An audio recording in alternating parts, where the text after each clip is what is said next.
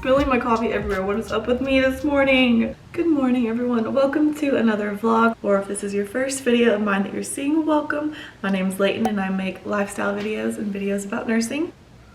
I have you guys sitting on my microwave right now that is usually right there, but I just had to move it right here because the outlet randomly just went out. So I don't know what's going on with that. Hopefully it comes back on. But yeah, I had to heat up my coffee to make it hotter, so now the microwave's sitting right here. Anyway, welcome to a day in my life vlog. Thought it would be fun to do a little day in my life today. It is Tuesday. It's a little bit after 10. I honestly just woke up. I wanted to wake up at 8. That's when I have my alarm set, but y'all, when I don't have work and I don't absolutely have to be up, my body will literally just turn off my alarm and keep sleeping. It's like I'm not even aware of it. I just subconsciously do it, and it's really annoying because I really did want to get up early and get a bunch of stuff done, but here we are. And I just keep telling myself, well, oh, it's okay. I need sleep, I need rest, which is true, but oh, I've got to send my work dates to someone at work so they can write them down because I think they're about to be due and they have to start balancing out numbers. So I need to do that. I feel bad. I'm always so last minute giving them my dates. The main part of this video is I'm going to be showing you how I organize my patient notes, and I feel like it's a really good way. So stay tuned for that.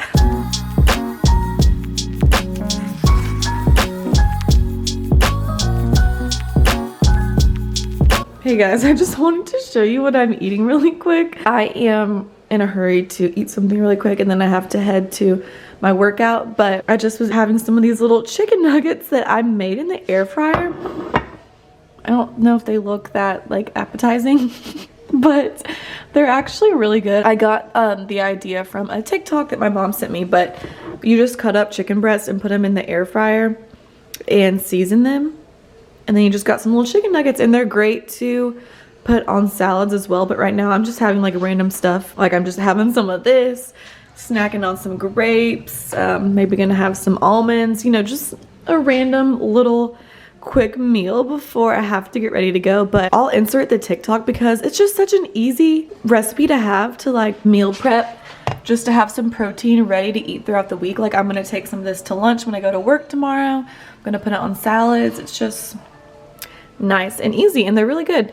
I will say though, in the TikTok they put breadcrumbs on them, which would probably be a lot better, but I just didn't have any, so I didn't put any on there. Hey y'all, I just started to get ready to go to my workout, and then my personal trainer and friend, her car battery died, so she is having to cancel, but that's okay because I think now we're just gonna work out for Friday and Saturday, and now I have some more time to get stuff done because I did have a lot to do. So kind of works out. But now I have my workout top on, and I wanted to show y'all because this is another one of the Amazon tops that I got the other day.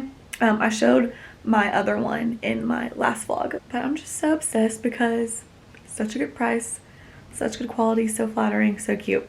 It's just this black top. It looks exactly like one of my Lululemon ones, literally exactly the same. And it was probably $15–20. So this is it. I'll put the link in the description. I can't remember if I showed you guys these pants in one of my vlogs yet, but these are also Amazon. Again, so obsessed. I've been wearing them every day because they are so comfortable and they're just so cute and flattering too. With this little cross waist, it's just been an everyday wear for me. So again, I will put that in the description as well. I'm just so happy that it's sunny. The sun just makes me so happy. I can't wait for when it starts to get warmer out because my apartment has a rooftop and it's beautiful. You can see the river and the bridge and like all of downtown, and it's so beautiful. But I haven't been up there in forever just because obviously it's been freezing. It's winter. Anyway, let's go do how I organize my patient notes.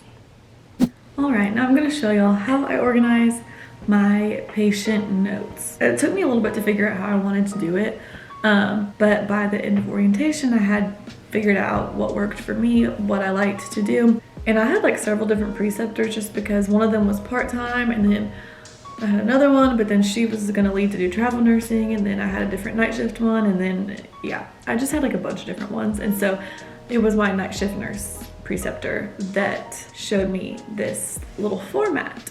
And then I've kind of like made it my own too. But what I do, so we always have like copy paper sitting up by the patient assignment. So everyone usually grabs them a piece of paper. And what I do is I fold it like this. I fold it in half, and then I fold it again. Okay, yeah. So then I fold it like this. And so obviously it depends on how many patients I have, but usually what I do is I do like a patient on each end. So I'll do a patient on this side, and then I'll flip it around and do a patient on this side and this side. And yes, maybe you would think it'd be easier to like just do it bigger and then be able to have more patients like all on one paper. So you don't have to be doing this, but this is just what works for me. I like to have like one patient on the whole page, and I just like it smaller too because I don't know, I just like it smaller, and it's nice too for when I'm like getting report and stuff. I just like write on my little notebook, and then this is the perfect size for, I just like stick my papers in there like that. Okay, so then I also have all my pens. This is very important. I like to color code things as much as I can have time to do. So yeah, these are my pens. These are the Papermint. These are the Papermate Ink Joy Gel 0.7 pens. They're the best. So what I do is, so I write the patient name at the top. All right, let me take you guys down here now. And I'll show y'all a better view once I actually write it down. So patient 1, and then I go like this. Patient 2, and I could have 2 patients and have like first ICU admit, or I could have 3 patients that have a first admit, or I could just have 3 patients and no admit, or I could have 4 patients or 4 patients and an admit, or I could have 6 patients like I did one time. And in that case, I would need a whole nother piece of paper, because if you watched my other videos, you know we've been really short and assignments have been really sucky. So yeah, anyway. So then I make little boxes for each time I do my patient assessment. So the babies are either gonna be on a Q3-hour schedule or a Q4-hour schedule. Usually if they're on like continuous feedings that go over the pump like continuously 24/7, then we do them every 4 hours, 8, 12, and 4. But most babies are on a Q3 feeding schedule, which is 8, 11, 2, and 5. But if it's a really small preemie baby, we only do touch times with them 8 and 2. You'll still chart some stuff at 11 and 5. You only get in there and touch them at 11 and 2. I'm gonna show y'all examples of each. So like, let's say patient 1 is just a classic Q3 baby. Okay, so I make 4 boxes like that. And then in the first box I do 8 o'clock, then 11, then 2, and 5. Like that. So those are all the times I'm gonna be in the bed, seeing the baby, touching the baby. Those are all the hours I have to chart stuff. Well, there's some things you have to chart every hour, but I'm not gonna get into that right now. So then I go in and I write out like what I'm gonna have to write down to remember to chart. So if it's a baby in an incubator, you have to write down, I know this is a lot if you don't know, and you don't have to understand all this, but I just feel like maybe it's interesting just to say all of it. So if it's a baby in the incubator, you have to record like the temperatures on the bed. So I write bed, because you want to write those down before you get in the bed, because they change once the bed is open to air and stuff. So bed, and then AX for axillary temperature, then BP for blood pressure, and then if they're in the incubator, you also have to switch their temperature probe every shift. So then if they're in that, I'll do TP for temp probe, then O2P for their O2 probe, which is just like the pulse ox that goes on their foot that reads their oxygen. You're supposed to change that every shift as well. So we do that at 8, and I'll do head because you need to assess what their head is like, if it's soft, flat, and separated, if their fontanelles are soft, flat, and overriding, or approximated if they're older. So head. Then I do listen for auscultation, and then diaper, because if they're on oxygen or fluids, you have to weigh their diapers. And even if you don't have to weigh them, I still like to write down if it's just wet or if they've had a stool, because you do have to document that. So yeah, those are the main things I like to do. And then at like 11, I just will have to do bed and diaper, because you just change their diaper and feed them. And then for 2 is the other bigger assessment. So 2, I would also do like bed, AX, BP, listen, and diaper.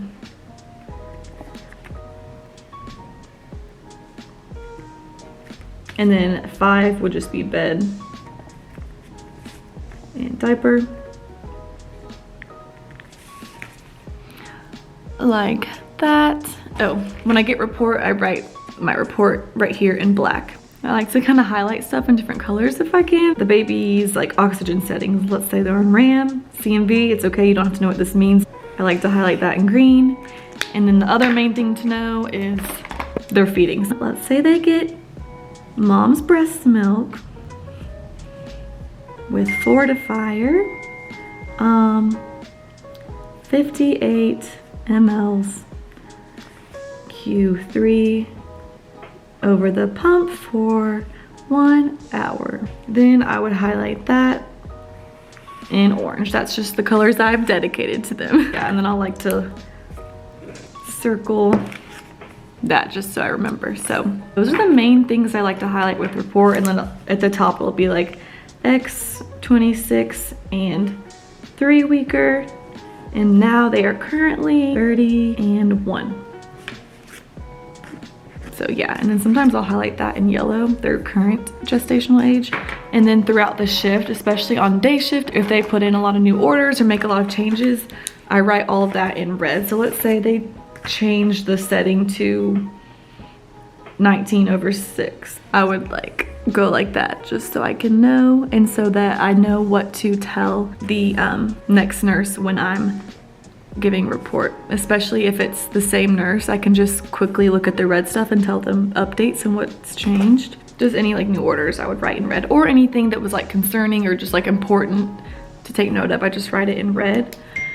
And then also what I like to do for my labs, so like if I'm gonna have labs, let's say the baby has a CRP and an NB8. Again, it's okay that you don't know what these mean, obviously. A CRP is just like what can indicate infection, and an NB8 is like electrolyte levels, okay? But those are just common ones that we would do. I would write like in the 8 o'clock box, CRP, NB8. And I like to write that in this little lime green. And then what I like to do, I write my stuff in a different color. Right now I've been doing purple. And so I go over to the bed, and the first thing I do at the top by patient, you have to write down their ID number and wristband number. So you look in their chart and you write it down, because then you also have to chart their ID band number. And then also if mom or dad calls, they have to give you this number before you can tell them any information. So it's just good to have that on your paper. So then I would go in and I start writing my stuff down. So bed, we'll do 36.7, 32.1, set temp 36.9. Then we'll say X. I'm just making stuff up so you guys can see an example. 36.9, BP 54/35, in the right leg. Temp probe, I moved it to the left side, and OT probe, I moved it to the left foot. Okay, let's say their head was soft, flat, and separating. I just kind of do a check mark for listen, because for the most part, I like remember what I heard. And then diaper, let's say it was 25, and it was a small stool, yellow, brown. Then there would be my stuff. And what I do is I only write the bed before I get in the bed, and then I do all my stuff. At the beginning, when it was hard to remember everything, I would have this right by the bed, and if I feel like I was forgetting something, I would just glance over and see what I needed to do. And then once I get out of the bed, I just try to write it down as soon as I get out before I forget. Oh, there's other things too that I have to assess in there, like just basic head to toe stuff, like pulses, if the stomach is soft and round, if their umbilical cord is still there, and if it's dry, you know, just all that stuff. But I feel like that stuff, I just really don't have to write it down, because for the most part, I just kind of know to do it as I'm going head to toe, and I just like remember it, because for the most part, it's gonna be normal unless something's really weird with the baby, or if something's like off, it'll be obvious and stand out. Then what I like to do once I chart an hour, I like to cross off like that. So like, let's say I've charted my 8 o'clock stuff, I like to cross it out so that I know I've charted it. I'll show you like if the baby was 8, 12, and 4, like that. And then I just basically do the exact same thing. And then if the baby would be a really small baby that was only touch times 8 and 2, hey, me editing here. I just wanted to say really quick that obviously for the sicker, more complicated babies, there's a lot more going on, like central lines, IVs, fluids, and just all this other stuff. But I didn't want to go into it because it would just take way too long to explain, and I didn't want to overwhelm you guys or bore you guys, but this is an example of what it might look like. That is it. I feel like I really like the way I do it, so sorry if that was overwhelming. Like if you don't know anything about NICU, you were probably like, what the heck? That's obviously how I was at first too, but maybe it'll just give you an idea of what it's gonna be like. And then if you are a NICU nurse, maybe this will give you some inspiration. Hello, just finished like working on some more stuff. I was just importing some videos, and then I was just responding to some more emails. Oh my gosh, please excuse how messy my apartment is in the background of this whole vlog. It was my like cleaning, organizing day, and I did it at the very end of the day, so I promise I cleaned all this mess up. Now it is 4:18, and I really want to make a smoothie. I feel like I haven't made one in a really long time. So yeah, I'm gonna make a smoothie, and then I'm gonna get ready to head to Bath & Body Works to get some candles. I really want to get some, sorry, the sun is starting to set, so, and my camera does not know how to like balance out the lighting and focus on my face. Yeah, I'm out of candles right now because I burned through them so fast, and when I don't have a candle to light, it's just like, I'm not at peace. But yeah, we're gonna do that, and then after that, I'm just gonna go straight to my sister's house, and I'm gonna eat dinner with them, which I'm excited about because it's been a while. We've just all been so busy. My sister's a pharmacist, and her husband is a doctor, and he's doing his residency, so, which is funny because his last like rotation was in the NICU where I work, so that was honestly so fun having him there. I would literally go up to him and ask him to put in an order for something that I would need and stuff. So that was fun. Hey guys, if you're watching this, love y'all. I don't really know how this smoothie is gonna taste because the only frozen fruit I have left is this, and then I have chocolate protein that I want to put in there, and then I have bananas too, so I'm just gonna kind of throw it all together and see how it goes. That's what I tend to do with smoothies, so I don't really know because that's like tropical fruit and then chocolate. That might be kind of weird. We'll see.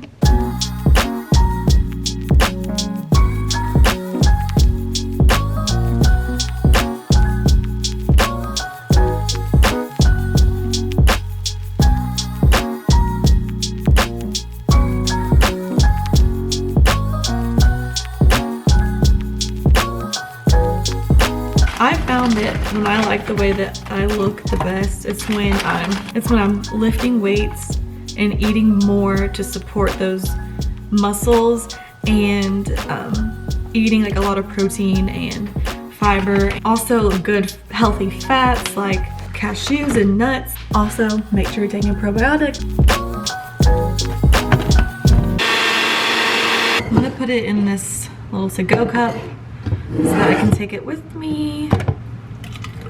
This is one of my Amazon cups that I love. I'll link it below for you guys.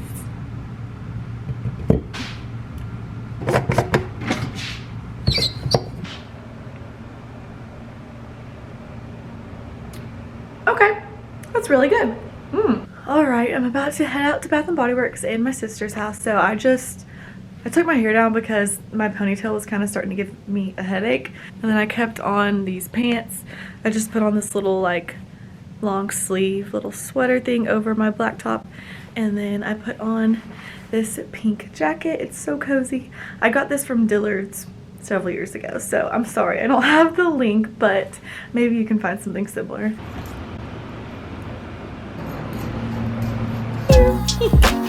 Oh.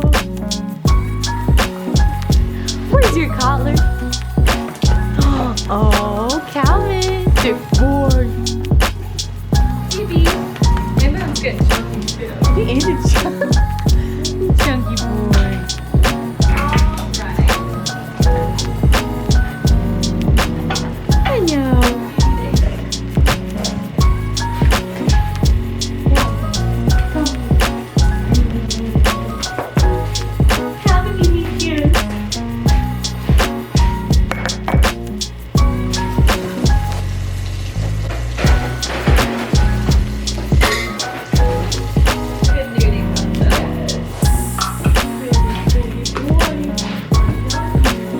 Gonna try to get some decent sleep before I have work tomorrow, but I wanted to tell y'all about this podcast I just listened to on the way home, and then when I was doing laundry and the dishes. It was one of the Heart and the Hustle podcast episodes.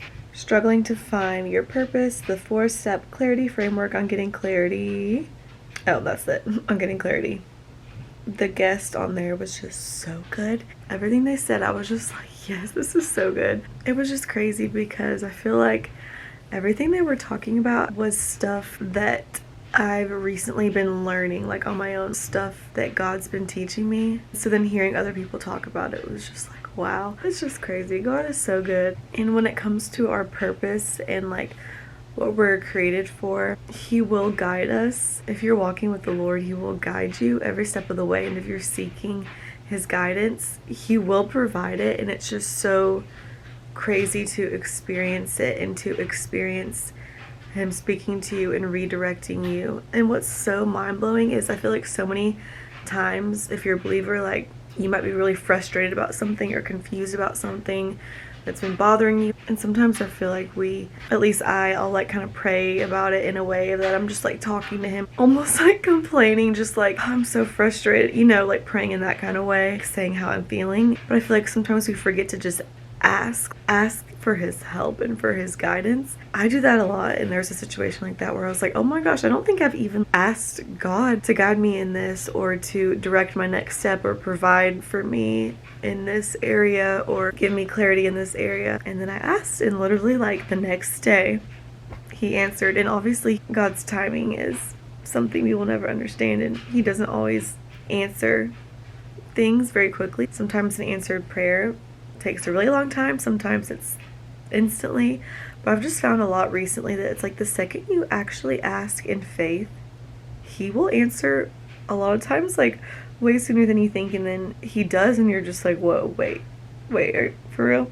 But yeah, very thankful for His guidance. Alright, I'm probably gonna like watch some of a show and try to go to sleep before I have to get up so early. But thank you guys so much for watching.